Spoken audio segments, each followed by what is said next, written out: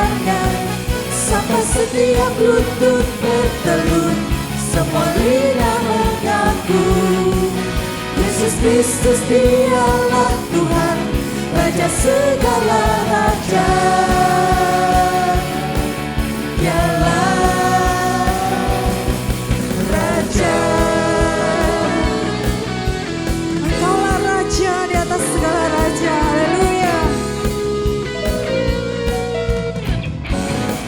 Sama katakan, semua umat pilihan Allah, dengarlah panggilannya untuk menggenapi firman-Nya. Sekaranglah waktunya ku berdiri bagi bangsa ini. Mari maju umat pemenang, bukan bangkit, nyatakan kebesarannya. Bukan bangkit, nyatakan kebesarannya, sampai setiap lutut bertelut, semua lidah mengaku Yesus Kristus dialah Tuhan, Raja segala raja.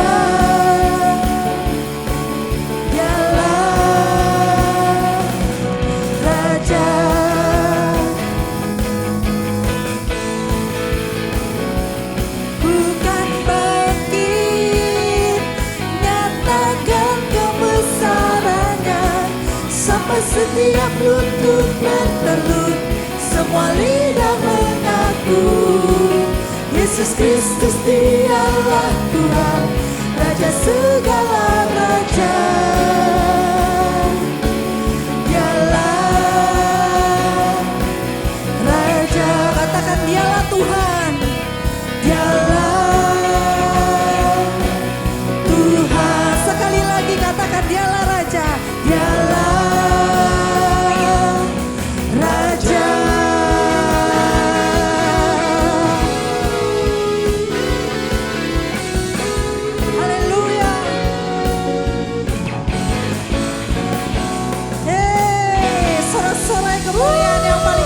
buat Tuhan. Haleluya. Haleluya, haleluya. Semuanya bersuka cita, amin. Mari sama-sama kita masuk di dalam hadirat Tuhan. Kita sungguh-sungguh menyembah Dia. Haleluya, haleluya Yesus.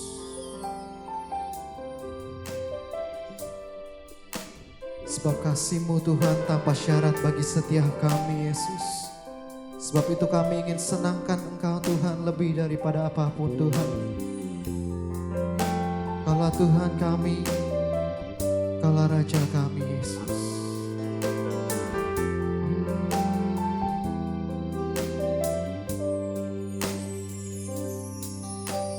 Ku tak menyerah walau kadang ku tak mengerti, tetap berserah keyakinan di dalam hati. Rencana yang terbaik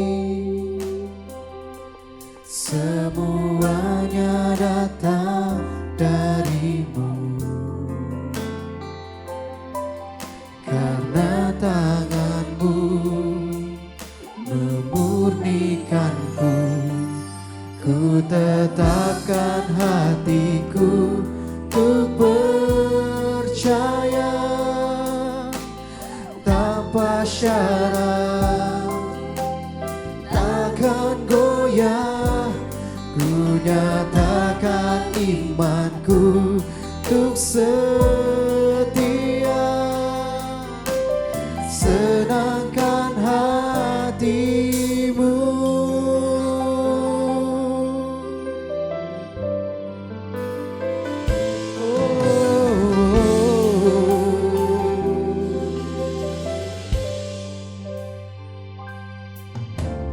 Ku tak menyerah walau kadang ku tak mengerti.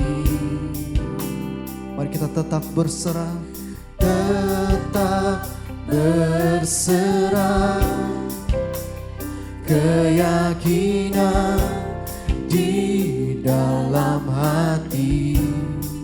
Sebab rencanamu Tuhan, rencana yang terbaik, semuanya datang darimu. Karena tanganmu memurnikanku, ku tetapkan hatiku untuk percaya tanpa syarat, takkan goyah.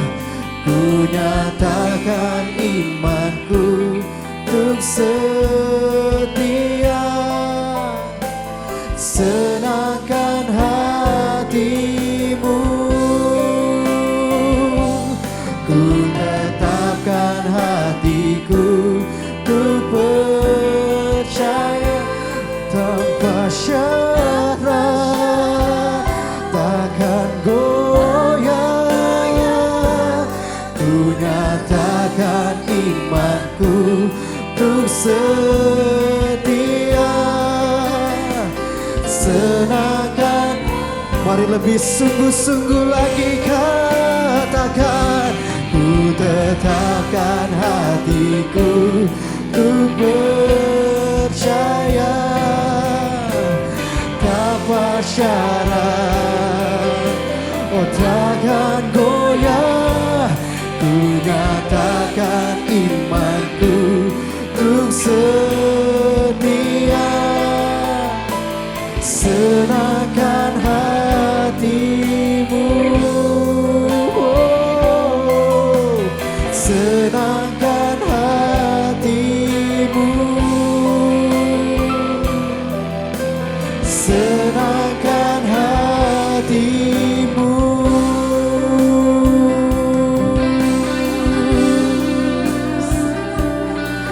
Kami sembah Engkau, nyatakan ucapan syukur kami kepadamu Yesus, hanya padamu Tuhan.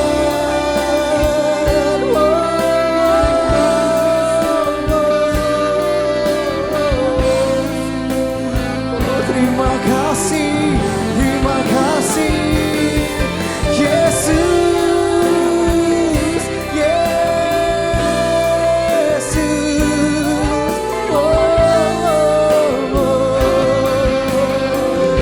Mari sembah Dia dengan segenap hatimu, sebab Engkaulah Tuhan kami, Raja kami yang layak kami puji, kami sembah.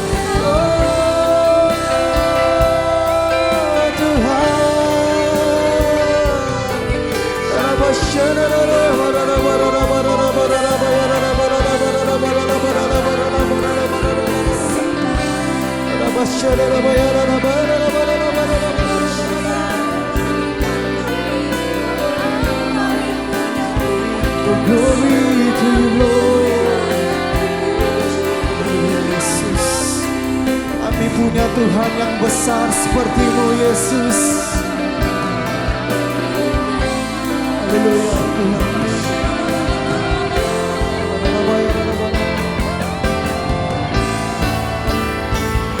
Aku punya Tuhan yang besar, yang telah berjanji dan sanggup menggenapi imanku, bersepakat percaya kuasa-Nya.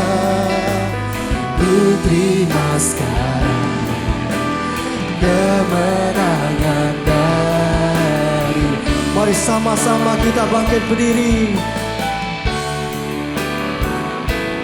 Terima kasih Tuhan.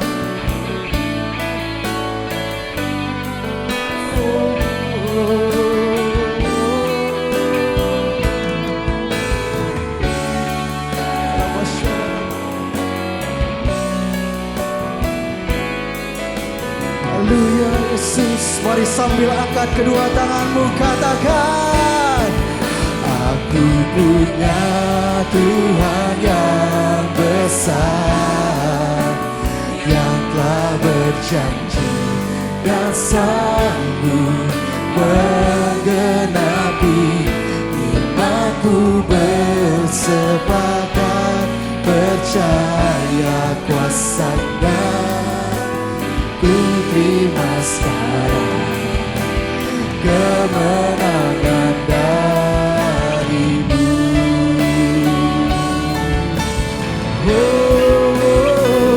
Aku punya Tuhan yang besar, yang telah berjanji dan sanggup menggenapi imanku, bersepakat percaya kuasa-Nya.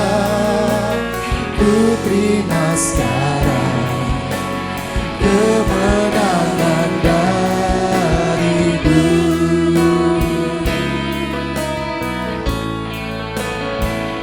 Imanku bersepakat percaya kuasa-Nya. Ku terima sekarang kemenangan darimu. Ku terima sekarang kemenangan darimu.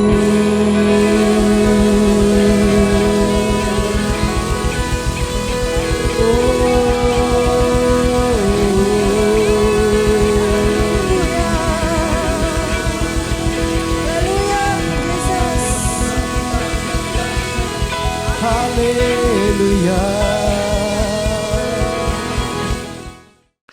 Bapa, kami mengucap syukur atas setiap kebaikan yang boleh kami terima sepanjang minggu ini. Kami tahu ucapan syukur kami mungkin terbatas karena apa yang Kau berikan jauh lebih besar daripada itu semua. Tetapi hari ini kami mau datang dengan satu tujuan, bukan menjalankan rutinitas, bukan menjalankan kebiasaan, tetapi kami mau datang karena kami rindu mencari Tuhan lebih lagi. Bapa, berbicaralah kepada kami pada pagi hari ini, supaya kami bisa mengaplikasikan apa yang kami dengar hari ini, dan menjadi pegangan dan pedoman buat kami, supaya kami bisa menjadi pribadi yang lebih luar biasa lagi. Bapa, pakailah mulut bibir hamba-Mu pada hari ini, supaya apa yang keluar dari mulut bibir hamba-Mu bukanlah perkataan yang datang daripada dirinya, tetapi semuanya datang daripada Engkau. Sebab kami terlalu percaya apabila semuanya datang daripada Engkau, setiap kami mendengarnya pasti akan diubahkan, diperbaharui, dan pasti akan diberkati. Pimpin Bapa beberapa waktu ke depan, waktu firman diberitakan. Kami siap mendengar firman-Mu, dan kami janji setelah kami dengar, kami akan menjadi pelaku-pelaku daripada firman-Mu. Dalam nama Yesus, haleluya. Amin. Shalom semuanya saudara-saudara, selamat pagi, apa kabarnya? Senang sekali bisa bertemu saudara-saudara semua pada pagi hari ini. Biasanya kita ketemu tatap muka ya saudara-saudara, walaupun gak semua banyak, tapi saya biasanya datang ke gereja untuk berkhotbah depan Anda. Tetapi hari ini karena protokol kesehatan mengharuskan saya untuk taping ini di rumah dan membagikan kepada Anda. Tetapi saya sangat terlalu percaya, walaupun kita enggak satu tempat yang sama, walaupun kita enggak ada di satu gedung yang sama, saya di rumah dan Anda di rumah Anda, tetapi tidak membatasi kuasanya Tuhan untuk sama-sama memberkati kita. Amin, saudara-saudara. Kita masih dalam rangka kebangkitan Kristus, saudara-saudara. Makanya saya akan sedikit menyinggung tentang kebangkitan Kristus untuk kita sama-sama bisa pelajari. Saudara-saudara, banyak orang merasa kematian Kristus itu jauh lebih penting daripada kebangkitan. Karena banyak orang merasa kita itu diselamatkan waktu Yesus mati buat kita. Betul, itu nggak salah. Tetapi Anda juga mesti tahu bahwa kebangkitan itu juga jauh lebih penting. Kita sama-sama mau melihat aja saudara-saudara, kita nggak akan buka ayatnya karena mungkin akan terlalu terlalu banyak yang kita mau baca. Tetapi saya akan coba ringkasnya, nanti Anda boleh baca di rumah. Saya akan kasih ringkasannya aja saudara-saudara. Itu ada di 1 Korintus 15 ayat 12 sampai ke 28. Maaf. 1 Korintus 15 ayat 12 sampai ke 28. Nah, di sini diceritakan bahwa kalau sampai Kristus tidak bangkit, ada beberapa hal yang menjadi sia-sia, saudara-saudara. Ada 3 hal di sini yang saya coba mau bagi kepada Anda. Ini dari beberapa yang kita bisa baca ya, saudara-saudara. Yang pertama, ternyata kalau sampai Kristus tidak dibangkitkan, saudara-saudara, dia cuma mati aja terus dia nggak bangkit, saudara-saudara. Ternyata para rasul adalah pendusta. Itu ada di ayat 14 dan 15 di 1 Korintus 15, saudara-saudara ya. Jadi rasul itu para pendusta. Jadi apa yang diperkatakan oleh rasul-rasul selama ini itu kayak bohong gitu, saudara-saudara. Katanya anak Tuhan, katanya Tuhan kok nggak bangkit, mati aja kayak manusia biasa. Nah, akan dibilang seperti rasul-rasul adalah para pendusta. Nah, yang kedua apalagi saudara-saudara? Yang kedua, iman Kristen hanyalah hayalan kosong dan sia-sia. Itu ditulis di ayat 17, 1 Korintus 15 ayat yang ke-17, saudara-saudara. Iman orang Kristen itu hanya kosong dan sia-sia. Paulus berkata, bila Kristus sudah dibangkitkan maka iman kita sia-sia. Hanya menipu diri sendiri karena kita takut kematian. Ya, jadi yang kedua, kalau sampai Kristus nggak dibangkitkan ya, kalau menurut perkataan Paulus, saudara-saudara, imannya kita sia-sia. Udah capek-capek, percaya, tetapi ya sama aja kayak kita, manusia biasa juga. Nah, justru salah satu bukti Kristus adalah Tuhan adalah dia bisa bangkit, saudara-saudara.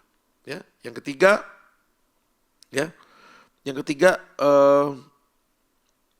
buat kita semua bisa belajar bahwa apapun yang terjadi waktu Yesus mati dan dia bangkit, itu banyak orang melihat bahwa Yesus betul-betul Tuhan, saudara-saudara. Karena tiba-tiba datang, kuburnya kosong, nggak ada, saudara-saudara. Itu menyatakan memang dia betul-betul Tuhan. Nah, hari ini saudara-saudara, kita sama-sama mau belajar lebih dalam lagi untuk kita. Kalau tadi kan, kalau sampai Kristus nggak dibangkitkan ya, kita mau pahami dulu. Karena banyak orang ngerasa kematian Kristus jauh lebih penting daripada kebangkitannya. Firman Tuhan katakan di 1 Korintus 15, saudara-saudara Anda boleh baca nanti 12 sampai 17 atau sampai 19. Bahwa kalau sampai Kristus nggak dibangkitkan, rasul berdusta, terus iman kita pun sia-sia. Ya, orang ngerasa Kristus seperti manusia pada umumnya. Nah, terus lalu makna kebangkitan Kristus, makna kebangkitan Tuhan Yesus bagi kita apa dong? Gitu ya. Apa dong makna kebangkitan Tuhan kita yang kita sembah, yang kita naikkan ucapan syukur kita setiap hari? Apa dong saudara-saudara? Yang pertama kita mau pelajari, karena suatu kebangkitan itu harus diiringi dengan sebuah hal yang kita mau kerjakan juga, saudara-saudara. Yang pertama kita mau pelajari apa makna kebangkitan Tuhan Yesus bagi kita. Yang pertama itu Yesus bangkit, kita pun harus bangkit, saudara-saudara. Ya, kalau Yesus sudah bangkit, kita pun harus bangkit. Kita buka Efesus pasal 5 ayat 14, saudara-saudara. Efesus pasal 5 ayat ke-14. Efesus pasal 5 ayat ke-14.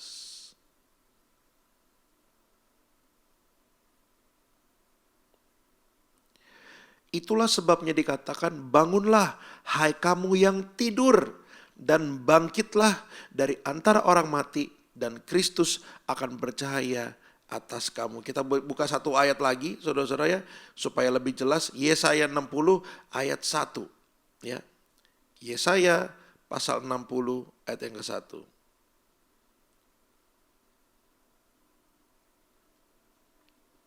Bangkitlah, menjadi teranglah, sebab terangmu datang dan kemuliaan Tuhan terbit atasmu. Saudara-saudara, bangkit itu artinya bangun, ya, siuman, sadar. Karena banyak akhir-akhir ini, saudara-saudara, apalagi terjadinya pandemi ini, banyak orang-orang Kristen atau anak-anak Tuhan yang tidur rohaninya, saudara-saudara. Tidur rohaninya, kenapa?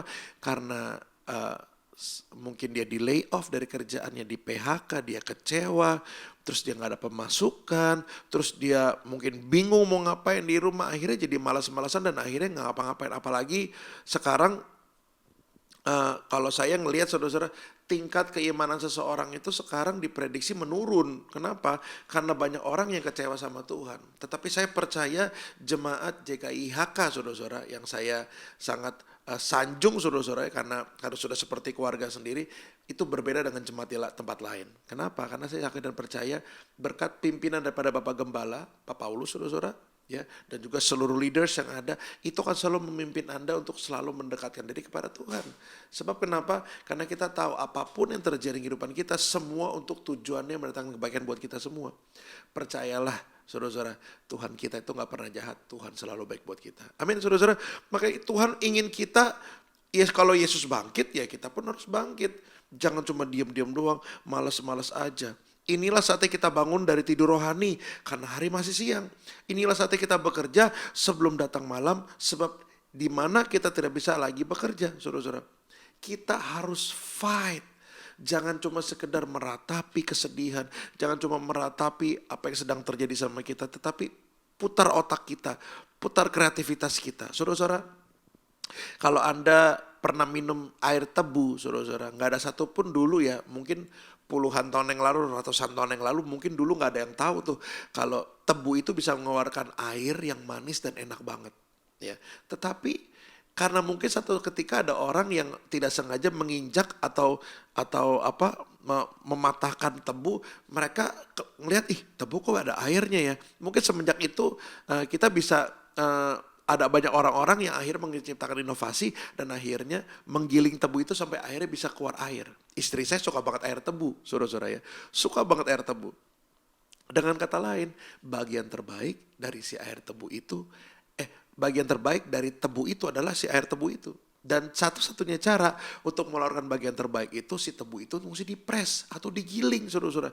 Makanya kalau di antara Anda semua suka minum air tebu, Anda pasti akan melihat ya, tebunya itu pasti akan dimasukkan ke tempat gilingannya, saudara-saudara, lalu airnya akan keluar. Nggak cuma sekali doang, saudara-saudara. Tebu yang sudah digiling itu sekali keluar, dilipat lagi dan dimasukin lagi gilingannya, dan dilipat lagi, dimasukin lagi gilingannya, sampai itu tebu udah nggak bisa keluar air lagi, baru dibuang. Jadi bagian terbaik dari tebu itu adalah airnya, dan cara terbaik untuk mengeluarkan bagian terbaik itu adalah mesti dipres. Saudara-saudara, pandemi ini saudara-saudara ngasih tahu kita satu hal, ternyata mungkin kita jadi orang yang taunya cuma itu doang talenta kita, saudara-saudara. Ini cuman yang taunya itu doang yang kita bisa kerjakan. Ternyata pandemi ini bisa bikin kita, saudara-saudara, ngepres. Karena dalam tekanan biasanya kita akan keluar yang terbaik, saudara-saudara. Begitupun dalam kehidupan kita selama pandemi ini. Saya ngerasa, saudara-saudara, bagian terbaik saya lebih keluar lagi nih. Tadi saya pikir saya hanya bisa melayani dalam puji-pujian dan juga berkhotbah. Tetapi selama pandemi saya akhirnya bisa bikin bakso goreng, saudara-saudara ya. Bisa bikin mie ayam, bisa jualan makanan, saudara-saudara. Ternyata saya baru tahu, ternyata ada bagian ini yang memang Tuhan mau ajarin kepada saya. Bukan cuma talenta doang, ternyata ada bagian hal-hal yang lain, saudara-saudara, yang bikin saya bisa lebih baik lagi, jadi orang lebih baik lagi. Nah, makanya saudara-saudara, kalau kita sadar Tuhan Yesus sudah bangkit, hendaklah kita harus fight.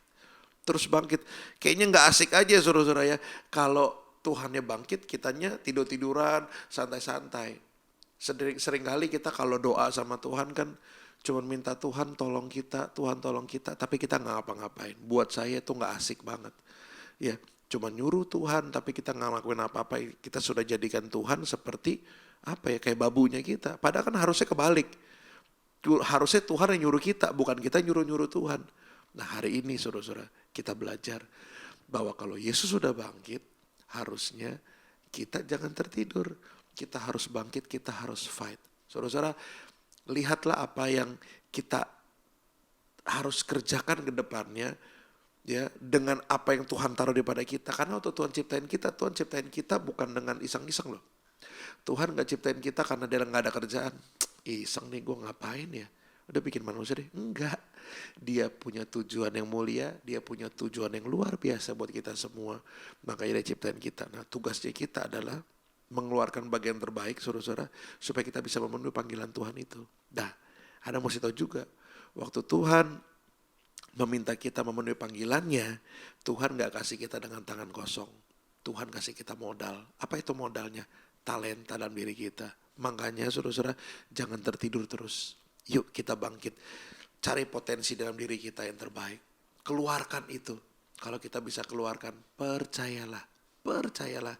Bukan hanya kita bisa survive, bukan hanya mungkin kita bisa diberkati lebih lagi ya, tetapi kita bisa terus memuliakan Tuhan dari apa yang kita bisa kerjakan, dan kita jadi kesaksian bagi banyak orang bahwa orang-orang yang mengandalkan Tuhan, bahwa orang-orang yang selalu bersandar kepada Tuhan tidak pernah dikecewakan karena mereka selalu dipelihara oleh Tuhan.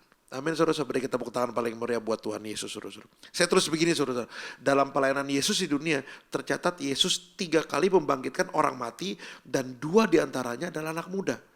Dua anak muda itu, saudara-saudara, adalah anak muda di Nain dan anak Yairus, saudara-saudara. Ya, makanya saudara-saudara, mari kita bangkit. Jangan tertidur terus-terusan. Ya, Tuhan Yesus saja membangkitkan orang supaya orang itu bisa bergairah lagi hidupnya. Kalau Tuhan sudah bangkit, jadilah orang-orang yang bangkit, dan teruslah jadi orang-orang yang memuliakan Tuhan dengan kebangkitan yang kita bisa lakukan. Jangan tertidur, jangan lemas, jangan malas.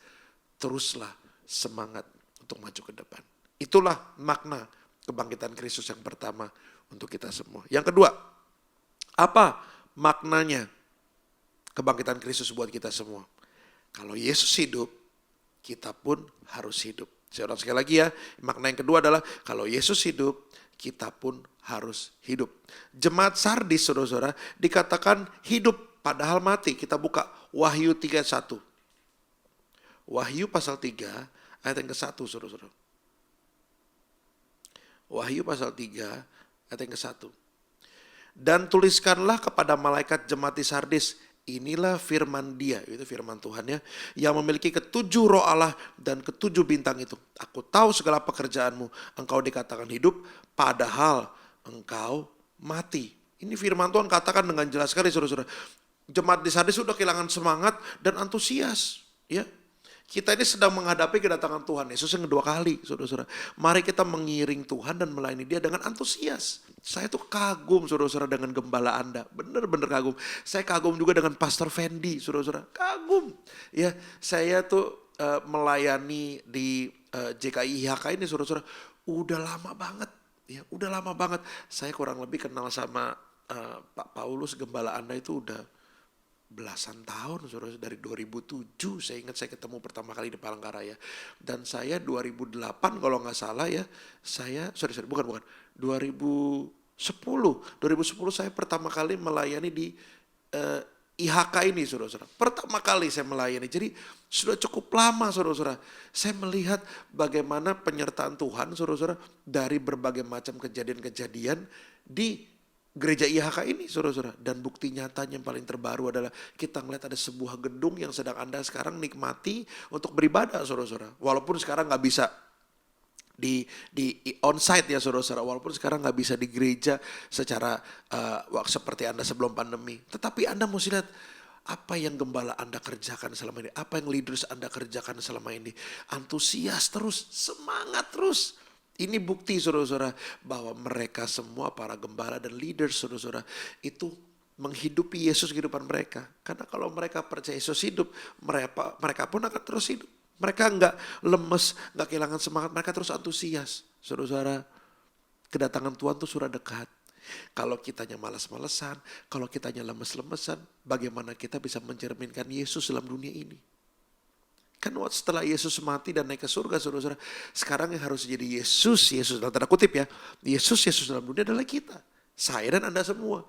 Kalau kitanya lemes, kalau kita dikit-dikit baper, kalau kita dikit-dikit stres, kalau kita dikit-dikit sedih begitu dan kita kehilangan antusias dan semangat, bagaimana mungkin firman bisa dinyatakan dalam kehidupan kita? Bagaimana mungkin jiwa-jiwa bisa dikirimkan kepada kita atau gereja IHK ini, saudara-saudara?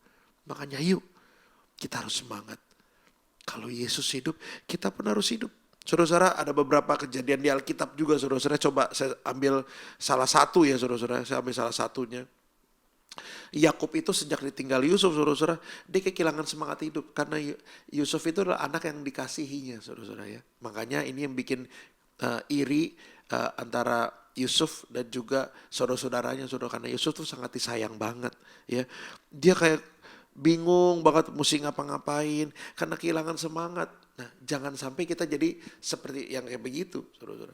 Kita mau fight terus karena kita tahu, saudara-saudara, Papa kita tidak pernah meninggalkan kita. Kalau dia hidup, kita pun harus hidup. Dan jangan lupa, kita hidup itu pun ada backingannya, saudara-saudara.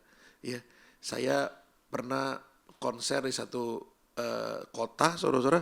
Waktu saya konser, flightnya itu telat, saudara-saudara. Jadi saya pesawatnya delay.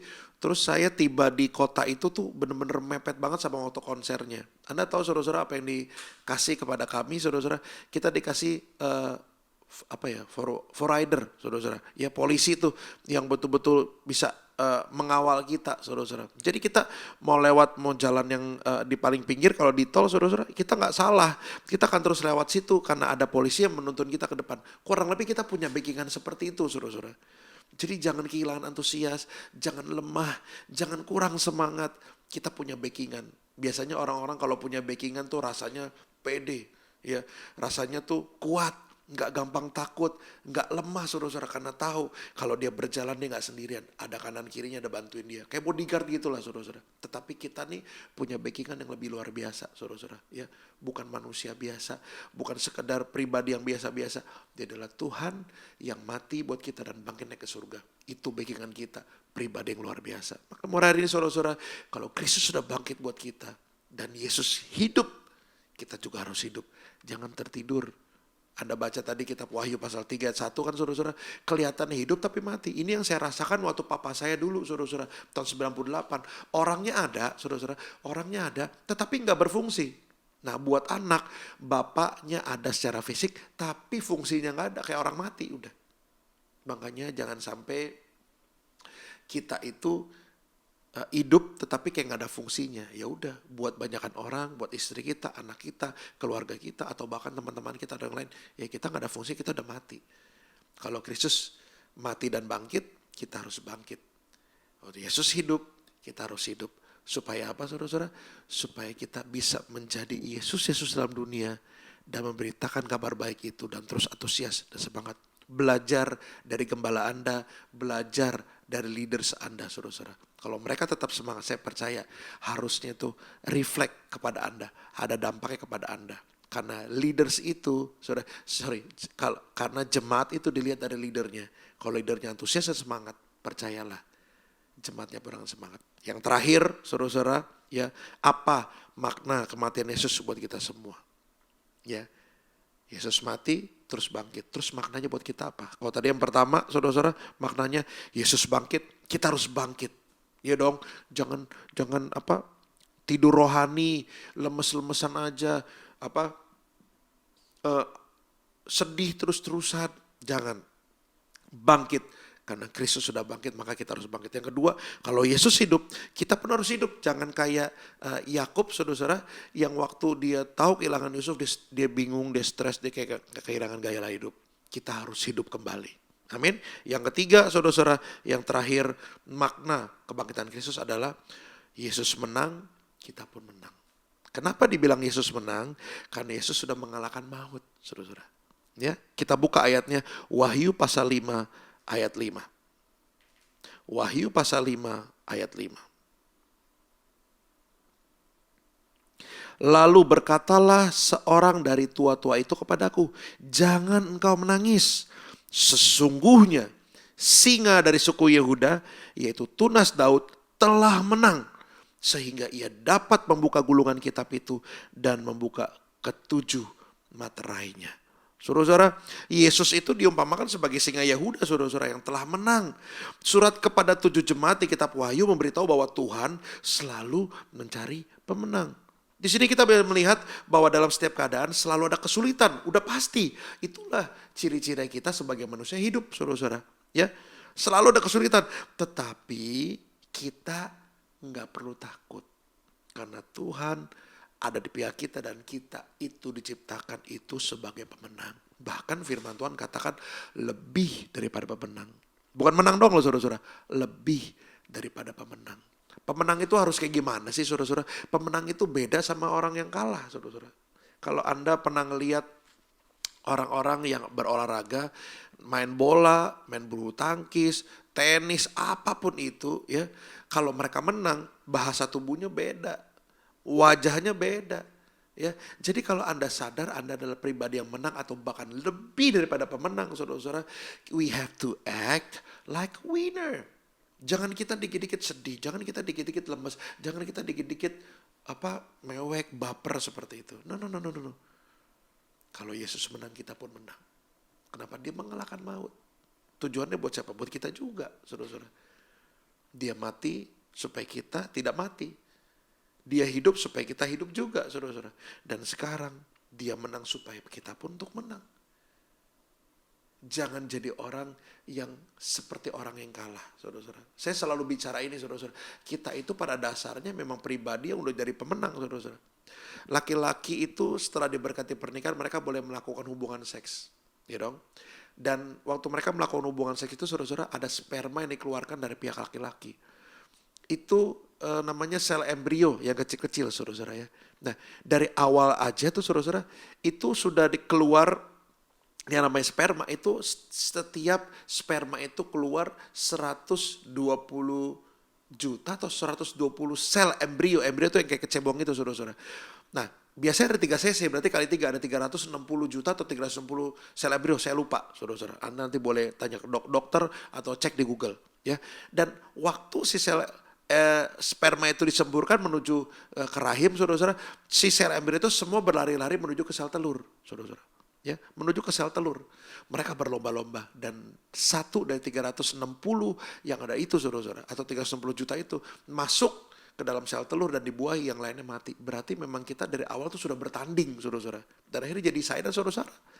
Makanya saudara-saudara, kalau Anda sadar Yesus sudah menang, kita pun harus menang.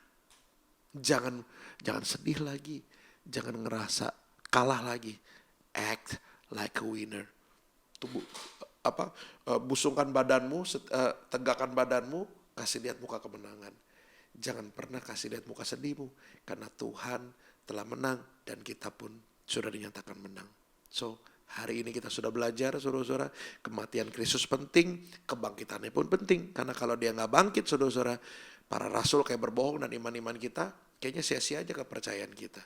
Dan apa maknanya buat kita? Yesus itu sudah bangkit, kita pun harus bangkit. Itu tadi kitab Efesus pasal 5:14. Yang kedua, kalau Yesus hidup, kita pun hidup. Dan yang ketiga, Yesus menang, kita pun menang. Saya harap saudara-saudara belajar dan bisa diterapkan kehidupan sehari-hari. Mari kita sama-sama berdoa. Bapa, berterima kasih kalau hari ini kami belajar. Banyak orang merasakan kematianmu adalah hal yang penting. Betul, betul sekali. Tetapi sebagai anak Tuhan dan juga Tuhan, engkau harus berbeda dengan manusia. Makanya waktu engkau mati, engkau harus bangkit. Karena tanpa engkau bangkit, firman-Mu katakan para rasul seperti orang yang berdusta. Mereka seperti menyampaikan firman, tetapi enggak ada kebenarannya. Maka harus dinyatakan lewat kebangkitan-Mu. Dan kedua, iman percaya kami kayaknya sia-sia dari hukum Taurat yang kami baca. Dari firman Alkitab yang kami baca. Kalau Yesus sudah dibangkitkan, maka kau perlu dibangkitkan. Dan makna buat kami, kalau engkau sudah bangkit, maka kami harus bangkit. Kami gak boleh tertidur terus. Kami terus bangkit dan terus semangat. Karena kami percaya engkau di pihak kami. Kalau engkau hidup, kami pun harus hidup. Kami gak mau jadi orang yang letoy dan gak punya semangat. Kami mau terus semangat karena kami tahu engkau di pihak kami. Kami punya backingan, kami gak perlu takut. Dan yang tiga, yang terakhir, kalau Yesus sudah menang, kami pun pasti menang. Kami bukan orang yang mau bersikap seperti orang yang kalah. Kami mau bersikap sebagai orang yang menang. Dan tunjukkan kemenangan kami kepada banyak orang. Dan nyatakanlah kemenangan kami dengan satu tujuan, untuk kemuliaan nama Tuhan. Terima kasih Bapa untuk setiap firman yang kau bagi kepada kami pada hari ini. Memberkati gerejamu, memberkati Bapak Gembala, memberkati setiap leaders yang ada di gereja IHK. Supaya mereka terus diberkati Tuhan, dijauhkan dari segala maha penyakit. Dan kami percaya kami akan ketemu lagi waktunya Tuhan untuk sama-sama bersekutu lebih luar biasa lagi di ibadah onsite ke depannya. Dan nama Tuhan dipermuliakan. Hamba-Mu telah selesai berbicara, tetapi penyertaan Tuhan, pertolongan Tuhan selalu ada buat kami. Dalam nama Yesus, semua diberkati, sama-sama katakan amin. Terima kasih saudara-saudara semua, Tuhan Yesus memberkati. Shalom Bapak Ibu terkasih di dalam Tuhan. Bagi Bapak Ibu Saudara yang ingin memberikan persembahan dan mengembalikan persepuluhan, bisa melihat layar kaca Anda. Mari Bapak Ibu Saudara, saya ajak untuk berdoa sebelum kami memberikan persembahan. Bapak yang baik, terima kasih untuk penyertaan-Mu, terima kasih untuk berkat-Mu. Kiranya Tuhan sekarang kami ingin memberikan persembahan kami, biarlah persembahan kami menjadi dupa yang harum di hadapan-Mu Bapak. Terima kasih, kiranya Tuhan kami mengucap syukur, haleluya, amin. Haleluya, mari kita satu di dalam doa. Bapa yang baik, Bapa yang penuh kasih, Bapa di dalam nama Tuhan Yesus, kami bersyukur pagi hari ini kami sudah mendengarkan firman-Mu. Biarlah kebenaran firman-Mu boleh menjadi rema di dalam setiap kehidupan jemaat kami yang menyaksikan live streaming ini Tuhan.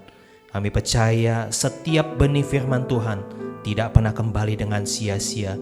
Dan kami percaya firman Tuhan itu membuat iman percaya setiap kami bertumbuh, berakar, dan berbuah-buah lebat, semua untuk hormat kemuliaan bagi nama Tuhan. Terima kasih. Tuhan juga memberkati Pastor Martin Sunardi yang sudah menjadi saluran berkat-Mu pada pagi hari ini Tuhan.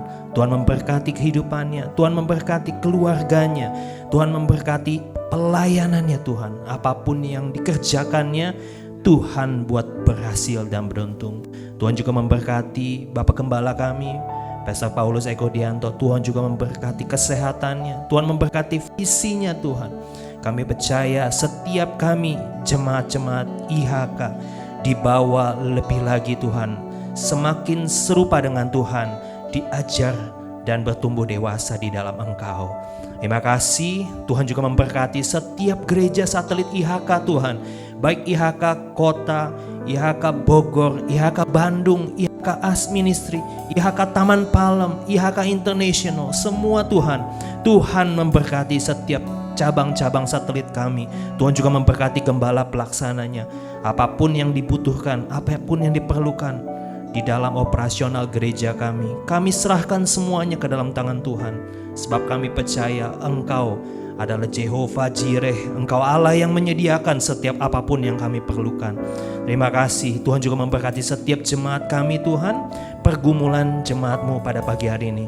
Kami percaya kami yang sakit Tuhan sudah sembuhkan. Kami yang sedang bergumul di dalam ekonomi Tuhan pulihkan dan berkati di dalam nama Tuhan Yesus. Bahkan setiap kami yang sakit, kami percaya dengan bilur-bilur-Mu kami sudah disembuhkan. Terima kasih Tuhan Yesus, Engkau baik, Engkau luar biasa. Mari jemaat yang dikasihi Tuhan, sebelum kita menerima berkat, mari kita angkat tangan kanan kita lebih tinggi daripada atas kepala kita. Mari kita perkatakan kata-kata iman kita 3 kali. Dalam nama Yesus, saya percaya saya adalah anak Tuhan yang penuh dengan kemuliaan Tuhan, hidup dalam kekudusan, sukses di dunia dan masuk surga. Saya percaya saya adalah anak Tuhan yang penuh dengan kemuliaan Tuhan, hidup dalam kekudusan, sukses di dunia dan masuk surga. Saya percaya saya adalah anak Tuhan yang penuh dengan kemuliaan Tuhan, hidup dalam kekudusan, sukses di dunia dan masuk surga. Haleluya. Terima kasih Bapak. Kami percaya apapun yang kami perkatakan dengan iman kami di dalam nama Tuhan Yesus, pasti Tuhan mendengar, Tuhan menjawab, dan terjadi sesuai dengan iman kami. Terima kasih. Dan saatnya Tuhan, kami akan menerima berkat yang terbaik yang Tuhan telah siapkan bagi setiap kami. Haleluya, haleluya, haleluya. Puji nama Tuhan, saudara-saudaraku yang dikasihi oleh Tuhan, jemaat IHK dimanapun Anda berada, kita sudah mengikuti ibadah dengan luar biasa. Saatnya mari kita bangkit berdiri, kita akan akhiri ibadah ini. Kita akan minta Tuhan memberkati kita semua. Buka kedua tanganmu di hadapan Tuhan. Haleluya, haleluya, haleluya. Jemaat IHK dimanapun Anda berada, sekarang terimalah berkat yang melimpah-limpah dari Allah Bapa, persekutuan dan kasih sayang dari Tuhan kita Yesus Kristus, penyertaan, penghiburan, serta kuat kuasa dari Allah Roh Kudus yang akan menuntun engkau, menyertai engkau, memberkati engkau Bahkan menjadikan kita semuanya ini menjadi kepala dan bukan menjadi ekor. Naik terus dan tidak akan pernah turun. Mulai sekarang, bahkan sampai selama-lamanya. Demi nama Yesus Kristus Tuhan. Haleluya, bersama dengan saya berkata,